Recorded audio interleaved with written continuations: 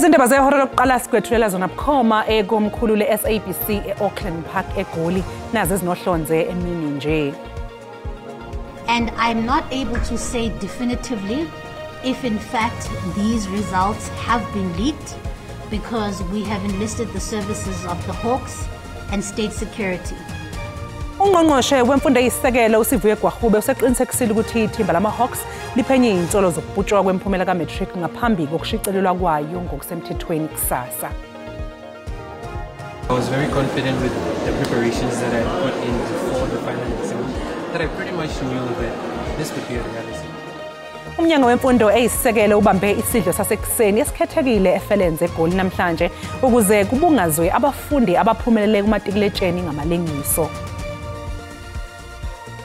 We would deal with the interaction or exchange of WhatsApp messages. Siqalile isigcawu esiphenya ngezinsolo zokuhlukumeza eyibhekiswe kumengameli wamajaji esifundazweni Eastern Cape uSelby Mbenenge. Mbukeli asikubingelele sikwamukele ezindabeni zasemini enizethulelwa unoxolo uMamtshali waKwaMwali ihlabangane limhlophe qwa. Sibonga kakhulu ukuthi uhlanganyele kanye nathi namhlanje emini. Ngasingabeke sapholisa amaseko asingene kuzo eza namhlanje.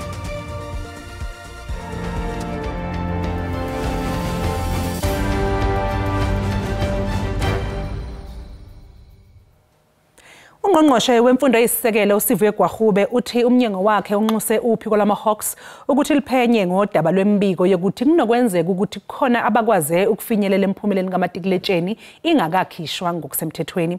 Phela kusabalale imbiko ethi kunabadayisa lemphumela ngohlelo lwa-online njengoba bebeyibiza ikhulu lamarandi. Abaningi ke babuza ukuthi laba bagila lomkhuba bakwaze kanjani ukufinyelela kule mininingwane ebucayi kanje.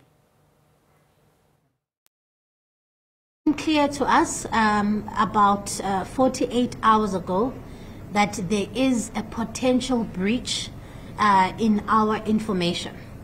And what that means is, and I need to clarify, that there are multiple steps in the putting and compiling together of the matric results.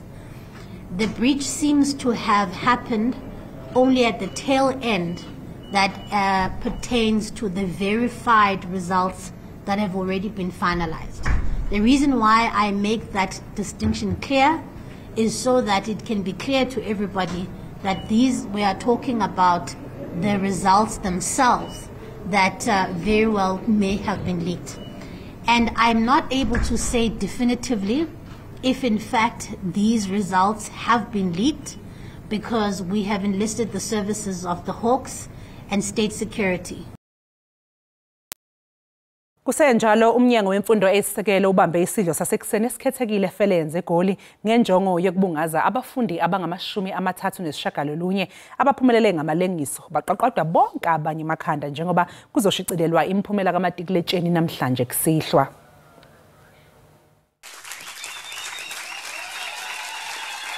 Kube umzuzu wokubungaza nokuzigqaja njengoba umnyango wemfundo eyisisekelo uhlele isidlo sasekuseni ngenjongo yokuchoma uphaphele gwalagwala abafundi abangama-39 abaphumelele umatikuletsheni ngamalengiso. Despite the fear, I want to take you back to 4.5 years ago when COVID hit and how absolutely petrified we all were, unsure of what would happen. But you persevered as you were entering your schooling career. You've demonstrated that challenges are not roadblocks, but they are stepping stones to greatness. Iphini likangqongqoshe wemfundo eyisisekelo uDokotela uRegina Mhawule utuse kakhulu iqhaza lothisha nabazali lokweseka abafundi ebunzimeni.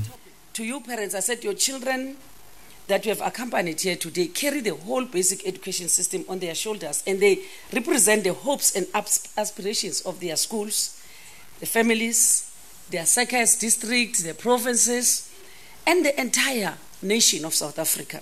Labafundi bawufakazi bokuthi ukusebenza ngokuzikhandla kuthela izithelo ekugcineni. Actually overwhelming. I can't believe it, when they called me, I was like, are you sure? I couldn't believe it, for real. It's an overwhelming feeling, So yeah. I was very confident with the preparations that I'd put in before the final exam, that I pretty much knew that this would be a reality. uGwarhube uzokhipha imiphumela kazwelonke ngokusemthethweni namhlanje kusihlwa. Umbiko usihle Dlamini wezindaba ze-SABC. Uhlaka olubhekele izinga lemphumela kamatikuletsheni uMalusi luthi aluzukuyikhipha imiphumela yabafundi abangalandelanga imithetho ngenkathi kubhalwa ivivinyo. uMalusi ubambe isithangamini abeyindaba namhlanje ePitoli. The Executive Committee of Umalusi Council concluded that the examinations were administered largely in accordance with the regulations pertaining to the conduct, administration and management of the National Senior Certificate Examinations. Njengoba iphuma namhlanje nje imiphumela kamatikuletsheni, uhlaka olubhekele izinga lwemiphumela kamatikuletsheni uMalusi luthi alizuyikhipha imiphumela yabafundi abangabanga neqiniso ngenkathi iqhubeka uhlelo lokubhala ivivinyo. The DHET is required to block the results of all candidates implicated in irregularities, including the candidates who were implicated in the alleged acts of dishonesty, pending the outcome of further DHET investigations and verification by Umalusi. As mentioned in the November 22 and November 2023 statements, the high number of irregularities in these examinations remain a concern. Izikhulu esiphezulu salo lolu hlaka olubhekele izinga lemiphumela kamatikuletsheni sibonge kakhulu ababambe iqhaza kusukela ekubhalweni kwevivinyo kuze kube kufika kulesi sigaba sokukhishwa kwemiphumela. I would like to express our thanks to every one of the moderators, examinations monitors, marking verifiers, Umalusi staff, etc., for ensuring the full implementation of the quality assurance framework. uMalusi ubaluleke nokuthi kubonakalene ukuthuthuka ohlelweni lwawo uma kubhekwa indlela okwaze ngayo ukubona umngozi ingakenzeki. Sindo kuhle ngidi indaba ze-SABC. Zihlalele ovalweni inkulungwane zabantu abasha ababhale ivivinyo kamatikuletsheni ngo-2024 njengoba sekusele amahora ukuba kumenyezelwe imiphumela. Intatheli ye-SABC uLerato Fekisi ikhulume nabanye abafundi baka-matric ngonyaka odlule ukuzwa nje ngeinhlelo zabo ukuthi bahleleni ngonyaka lo esiqalayo. Nje ezimbalwa abafundi bebanga le-10 bazokulazi ikamva labo njengokuba kuzochazwa iziphumo zabo. Kungoku nje amaxhala aphezulu. Staying in res next year, so I'm so excited to experience that because I've never stayed in hostel or anything like that before. I'm definitely scared because I feel like here in PE I've already established everything these past few years with friendships, knowing where everything is, and I am a bit scared of just being lost, especially on campus. Ngoba bazoqala ubomo obutsha banemiyalezo nengcebiso kubafundi bebanga le-10 balonyaka 2025. People say it goes by very quickly. Believe them.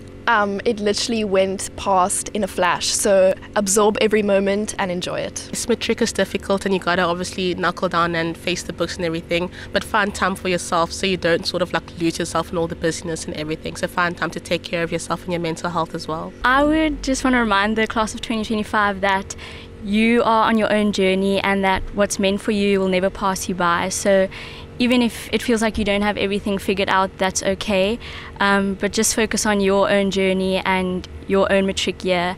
Abafundi bebanga le-10 eMpuma Koloni ngo-2023 baphumelela ngelona qondo liphezulu ngomyinge 81.4%. Isebe lezemfundo lithi lijonga unyusa iziphumo ngo-5% kwiklasi ka-2024. Lerato Fekisi kwindaba ze-SABC eGqeberha. Mbukeli njengoba nje ke sekusemome nje ukuthi kumenyezelwe imiphumela kamatikuletsheni, iningi ke labalinde imiphumela banetwetwe kwazise phela lemiphumela yiyona ezoba umkhombandlela empilweni yabo. Abeluleki ke bezengqondo bathi abazali abazame kakhulu ke ukuthi basondele kulezi izingane baxoxe nazo ngalesi sikhathi. Umeluleki wezengqondo uthi abebenza umatric abangabi naxhala behlisa amaphaphu vele othisha sebamaka kwatholakala amamaka osekulindiwe manje ukuthi kuphume imiphumela akusekho ukujikela emva kwendlu. Your results are already there, they just need to be released. So if you want to have control, you're going to struggle. Allow the feelings to come in to say, this is a difficult period, I'm experiencing anxiety. Udokotela uGamede uthi lolu hlelo luzobasiza kakhulu abafundi ukuthi balungise lezo ifunda bangayiphumelelanga kahle ukuze bagcine beye kulemkhakha abayifisayo. That route is working. I've seen some students who have written maybe 2-3 subjects and they've made it, and they're able to even combine the subjects, and it's possible that while they are combining the subjects, they do get the minimum requirements for their program that they want to study for. Abazali ke badonswa ngendlebe ukuthi bangayifaki incindezi kubafundi. Umuntu agcine efundela into angayithandi enyuvesi ngoba ehlohlene nomngani noma ezwe ngomzali ukuthi ke athathe ziphi izifundo. Kuzomxaka lokho ekhambeni kwesikhathi. Sibafisela inhlanhlaka abafundi, siyazi basebenze ngokuyikhandla bengalali befunda unyaka wonke. Sinifisela inhlanhla abafundi sengathi ngaphumelela. Igama lami nguCalvin wakwaDludla eindabeni zeSABC. Kanti mbukeli masisi nje ke ukwedlula kwegama Tikletsheni, umengameli wamajaji eEastern Cape umehluleli uSelby Mbenenge ubizelwe phambi kwesithangami esicubungula ngokuyiphatha kwabehluleli iJudicial Conduct Tribunal. Isikhalo maqondana nejaji uMbenenge safakwa kulesi sigcawu ongunobhala wejaji oqashwe ngaphansi kwenkantolo ephakeme eMakhanda. Ijaji uMbenenge lisolwa ngezenzo okukholakala ukuthi kungenzeka ukuthi zihambisana nemkhuba esondelene nocansi. Kungokuqala ngqa ukuthi lesi sigcawu sezabehluleli sihlalela udaba olufana nalolu. Lezi izinsolo kulindeleke ukuthi kuqophiswane ngazo phambi kwesithangami isukela unyakeni u2021. Usihlalo wengameli uqhubeka kwesithangami ijaji uBernard Ngwebe wendlalele ngohlelo okuyilo luzolandelwa kulesi sithangami. In broad terms, looking at the papers, it would appear as though we would deal with the interaction or exchange of WhatsApp messages from about maybe June 2021 to about maybe February or May 2022. Ithimba lezomthetho elimele ijaji uMbenenge kulesi sigcawu lifuna ukuthi konke kuzoqhubeka kule sithangamini kuvuleleke kungabibikho kuzoqhubeka ngasese. This panel is permitted to determine its procedures, and our view, having looked at the practicalities, is that, and what exactly is in the interest of the public and the judiciary. Our submission is that the matter be ventilated publicly, if the panel is so inclined. Lolu daba lubekelwe insuku ezisishiyagalombili lidingidwe phambi kwesithangami iJudicial Conduct Tribunal njengoba liqalile namhlanje. Sisasiqu 8 kanti mangabe sibuya sokuphathela udaba oluthi. We have spoken to the company which has been appointed, and they told us they have been given 10 days to make sure that they are done with the operation. Kuneyinkomba zokuthi kuzoqala namhlanje ukutakulwa kwabamba ngokungemthetho abasemathunjini omhlaba emayini yaseStilfontein eNorthwest ngemva kokuthi umnyango wezamagugambi wayo uyibophezele ekwenzeni lo msebenzi.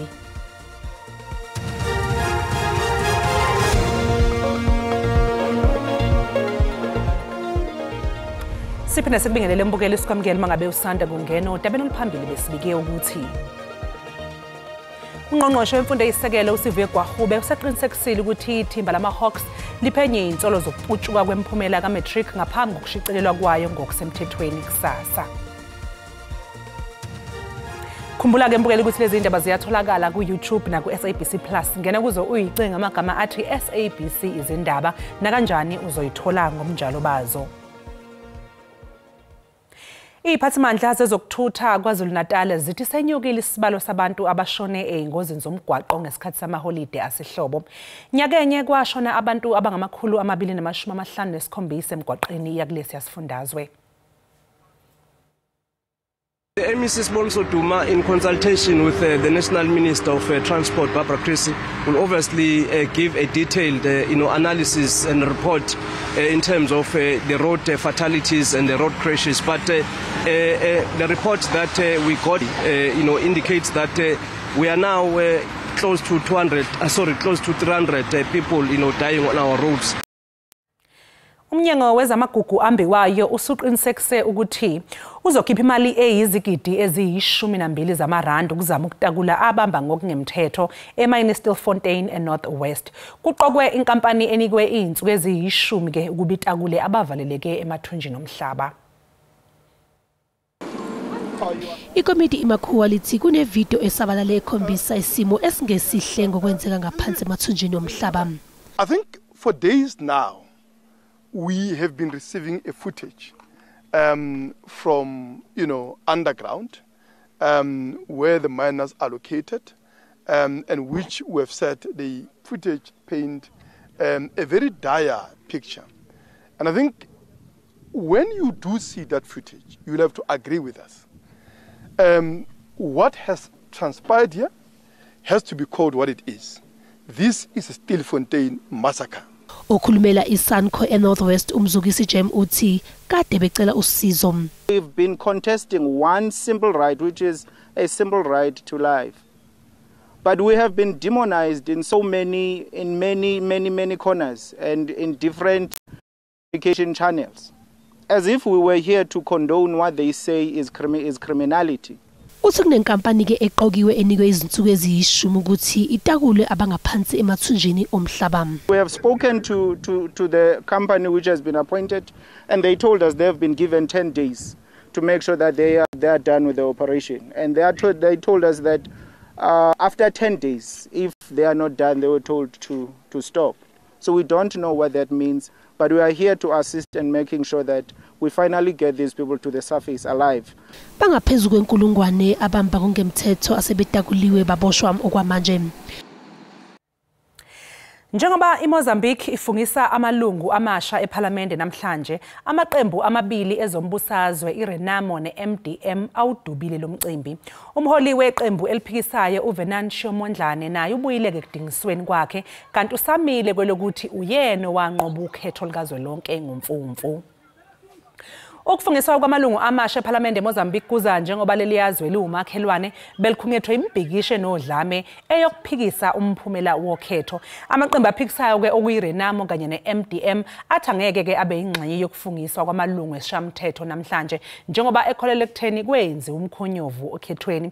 Kepha ke iqembu eleseka uMondlane iPodemos liyingxenye ke yalokhu kufungiswa kwamalungu. Umengameli okhethiwe uDaniel Chapo kulindeleke ukuthi athathe intambo semthethweni ngolesithathu. Izakhamuzi zaseKenya zifuna ukuthi inkantolo yezamacala emhlabeni igunyaze ukuqaliswa kophenyo ngokwanda kwezehlakalo zokuthunjwa kwabantu ezweni. Kamuva nje kusanda kushaqwa isishoshovu esilwela amalungelo abantu ezweni uMaria Tehai obethunjwe amadoda ayehlome ngeibhamu eNairobi. Ithimba lezobunhloli eKenya lisolwa njengolunyekelo ohlaka okuyilo oluqhuba phambili ukuthunjwa kwalabo abangahambisani nezinqumo zikahulumeni wezwe.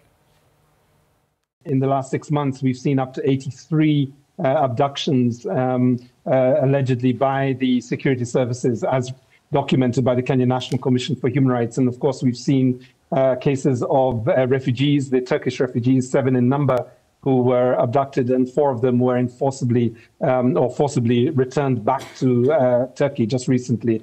And of course, the case of Dr. Kisa Besigye and the 36 other opposition parliamentarians that were essentially abducted from Kenyan soil on 2 separate occasions and taken back to Uganda. So the abduction of Maria Sarungi Chesai basically falls into that pattern of enforced disappearances. Mbukeli umhlahlo wesimo sezulu uzolandela emva kwekhefu kwamanje sinje ngiqunga sayidolo siyabe emva komzuzwana.